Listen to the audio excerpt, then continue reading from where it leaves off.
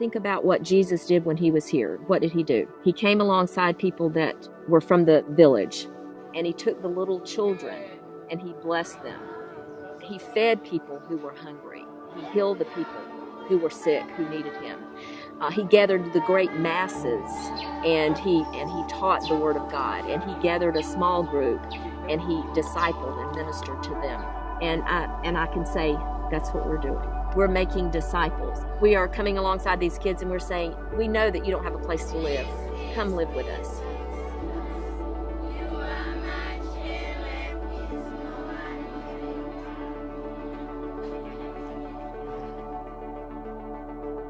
God used a lot of experiences in my life to bring me to him. I'm kind of hard-headed. So we had really had somewhat of a difficult life. I had been divorced and was remarried to what I consider my soulmate. But it was a difficult transition, trying to merge and blend two families.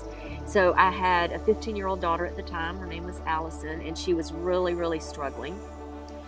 And everything I did, she was getting worse. And one night, I think I had realized God brought me to the point where I knew that I had to do something different. And I remember sitting and arguing with God and thinking, I just need to rededicate my life. I just need to give more in church. I just need to be a Sunday school teacher. And none of that was really working at that moment. And so I just said, okay, I give up.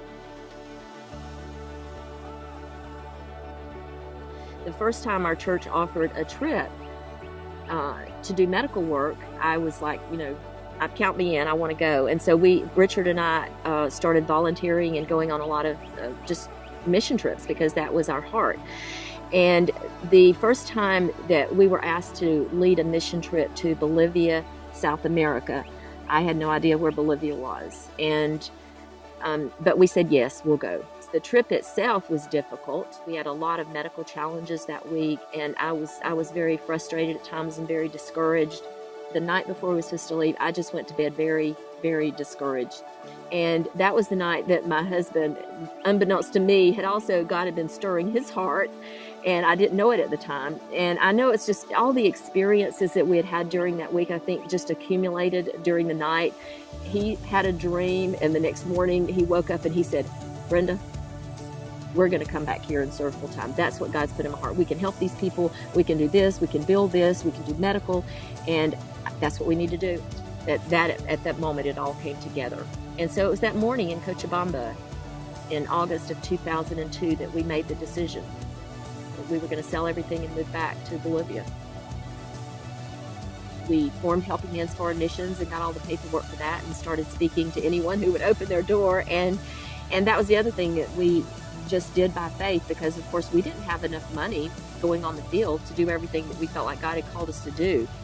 But we found out that he would bring this much money. Okay, now we can move. He'd bring this much money. Okay, now you can do this. And then you get a little bit more, and now you can do this. And that's, just looking back, that's just reminds me of God's faithfulness.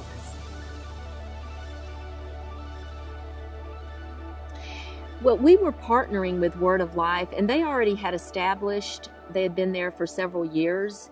So there was indigenous missionaries who lived there and who served and were just incredibly awesome. They were great evangelists, and their mission is to reach youth for Christ. Our vision that God had given us was to come alongside them and to build a permanent campsite for them. So of course the first thing is we had to find land. But once we bought the land, we used money where we sold our house and everything back in the United States. That's what we used to buy land. And so then that was all over with. So then it was like, okay, who else can we call and, get some money to build the next thing? Just seeing the whole picture, it was probably one of the most exciting times. We were so excited about what was going on, and teams were coming to help build, and they would get excited and they would go back and share. And that's how we were raising money. Teams would come, see the ministry and what we were doing, go back and share. And so we were getting lots of involvement from churches and a lot of different support. So it was just an incredible time, in our personal lives and also in the ministry. The Word of Life staff, they were doing an incredible job. And then we began to see, okay, well, we're trying to do this, but they can do it better.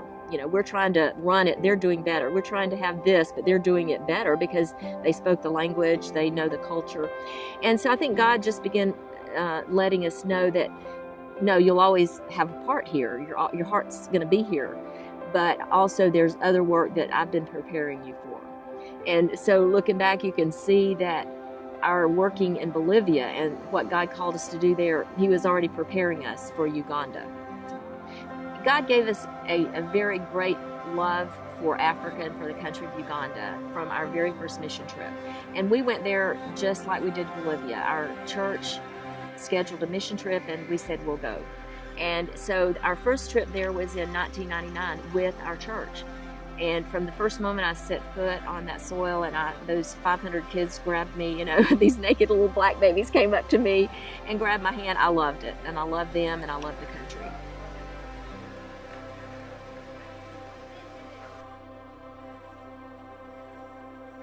That was a vision that he had given us, maybe the beginnings of it years before, but maybe in 2009 he began to really just cement that in our hearts, was to build a children's village, a complete village where we could not just go and help the kids and send them to school or feed them for a day, but where we could bring them in off the streets if they needed a home, and we could give them a home, raise them up, disciple them, teach them to know Jesus, and then eventually those kids would be maybe running Helping Hands, or they would be going out as a doctor or as an evangelist, as a preacher, and just taking those kids and raising them up.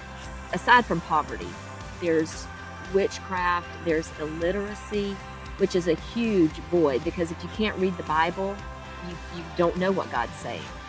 So it was just seeing those things and God putting a burden in our hearts to not just go and feed the children, that they needed to know Jesus, and that would be what would change their hearts. It wouldn't be just us going and feeding and then going back to our own worlds. So we bought land.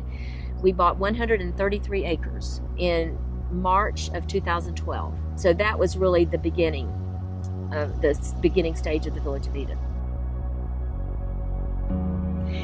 We had been raising money for land, and we had been sharing the vision with anyone who would listen about the Village of Eden. And we had a banquet planned in 2010. It was in August. And about a week after we arrived home, Richard had a headache and just said, okay, well, I'm not sure what's going on. He would rest for a little while, and then he would just get up and go to work again. And just trying to think back on that time, he is such a strong person, was never sick, never went to the hospital, never went to the doctor, never got a checkup. You couldn't get him into the doctor's office. So we mentioned, well, maybe you should go in, get a checkup. Maybe let's go check. No, I'm fine. I'll be good tomorrow. And then the next day he would be fine. About 2 or 3 days after he started feeling bad, I began to get the sense that this was something maybe that was more serious, but I still couldn't get him to go to the doctor. And on Friday morning, he got up and took a shower, and then he went back to bed, which he would never have ever done. And I went in to check on him because he had felt bad the night before. So I went in to check on him, and he couldn't get out of bed. And so I took him to the emergency room. And at that time, he was diagnosed with cerebral malaria. And this was something that's very rare, even though many people in Uganda get malaria. Cerebral malaria is not common. And he became worse during that evening. And then the following morning, we realized that he was not going to survive. So around noon on Saturday, he died.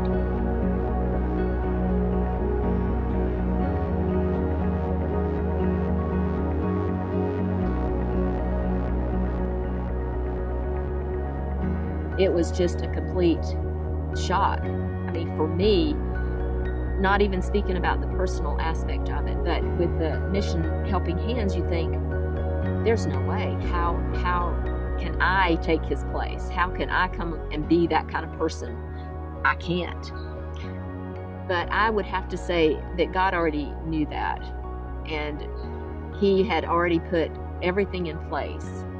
And what I've come to accept, because I look back a lot and I think, God, if Richard were only here, this. If Richard were only here, this. This could have been different. This.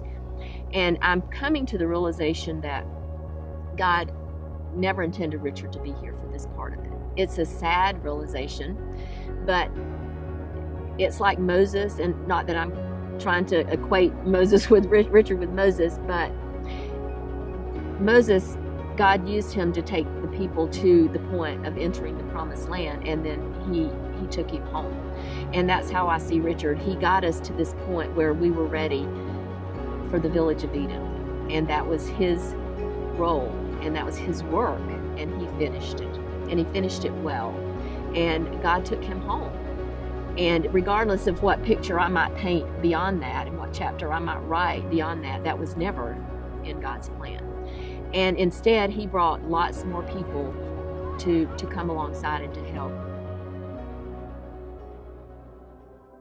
It's been an incredible journey, but through it all, what I can see is just the hand of God and how faithful He is.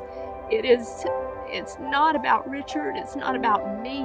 And that's, at this time, I'm seeing at some point I won't be here. And that's okay, because God's bringing people who will take the work and carry it on when I'm gone. And that's comforting to me. God's faithfulness. And I see the village of Eden not as the end all. There was always that next work that God has for us. So I certainly believe God has another work for us.